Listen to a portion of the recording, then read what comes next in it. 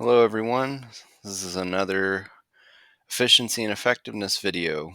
We're going to be talking today a little bit about targeting sales and the algebraic CVP analyses. This is Insight by Vincent J. If you're just joining this podcast series, I'd ask that you would hit subscribe and like the video. That's going to help.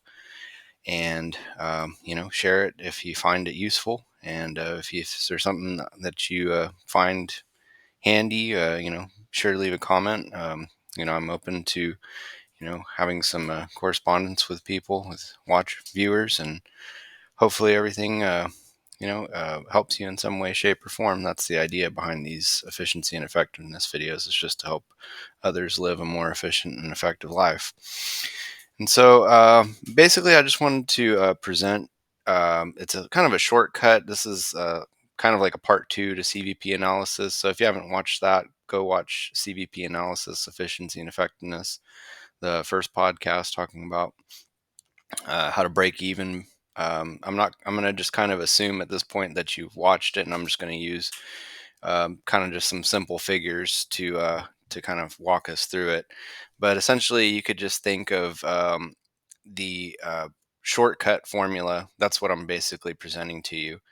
So I'm just going to use just a hypothetical situation of, you're in the business of selling dartboards and you're selling them for $12. And if you've watched the prior video, you remember the term contribution margin per unit, which essentially is just when you deduct all variable costs from your sales price. So in this case, to manufacture our dartboard, it's $8. And that leaves us with a contribution margin per unit of $4. Well, as all businesses, we're going to have fixed costs that don't vary from month to month. And I just chose one just for illustration purposes. We're going to assume that you rent out an area, some sort of facility to manufacture these, and that rent is $2,500.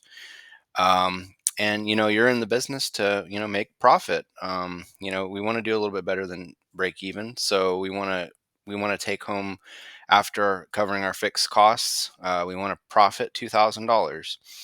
So the way we do that is we take our total fixed costs, $2,500, plus our target profit, $2,000, divide it by our contribution margin per unit.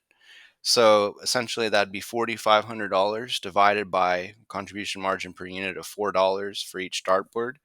That gives us a break-even point.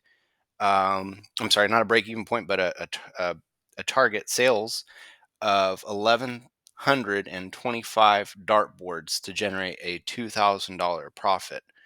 So you could see how this would come in handy. Obviously, a business is going to have significantly more fixed costs than just rent, but just for illustration purposes, we're assuming that that's the only fixed cost that you have. So if you wanted to, generate a profit, 1,125 dartboards sold, well, that'll do it for you. So I wanted to also kind of provide another tool for your toolbox. This is just an algebraic expression of generating a profit, and I'm just going to walk you through this. I mean, some people, they're they're probably maybe turned off by algebra. I mean, I know there was a time when I hated algebra, but I mean, looking back now, I see just the value in it. So I'm going to walk you through this slowly. Um, Q is our number of units to be sold. Okay, so you can think of this as the micro factor. It's just the small amount, the number of units to be sold. Uh, R is revenue per unit. So that's basically how much we're generating off of each unit sold. So we're selling them for $12 per unit. Well, when you take the two, R and Q, and you merge them together, that gives you the macro unit sales revenue. So that total amount, your number of units to be sold times your revenue per unit. So let's just say, for illustration, you're selling 12 units, 12 times 12, 144 sales revenue. Okay. So same concept, variable cost per unit. That's our micro factor, our small factor. when we get VCQ, we're going back to the Q, same thing, number of units to be sold. That just gives us our total variable cost. So that's our macro factor there. Fixed costs, we were just talking about total fixed cost. We're assuming, essentially that it was $2,500 and that the profit was, 2000. Okay. So essentially, we would just take those factors and I'll just kind of walk you through it.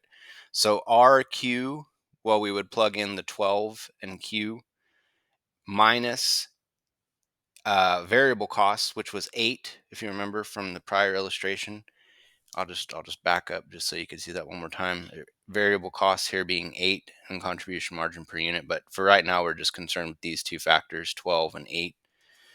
So 12Q minus 8Q minus our total fixed costs. So the rent was $2,500. See that there for rent, and then 2,000. Same concept. You can set this up algebraically.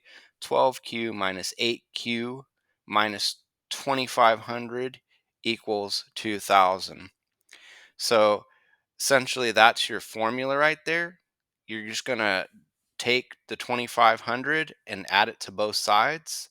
So that would negate the negative 2,500, and that would give us a total of 4,500 on the other side of the equal sign.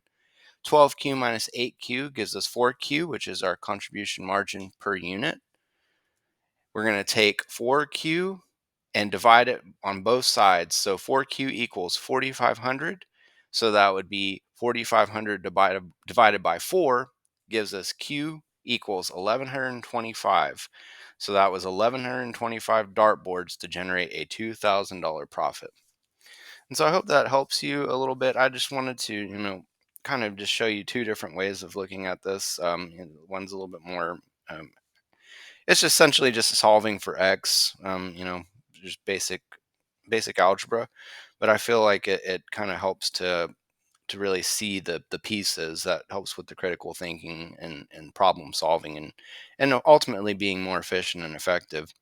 So this has been Insight by Vincent J. Like I said, please subscribe, hit the like button, and drop a few comments down there. Let me know what you think.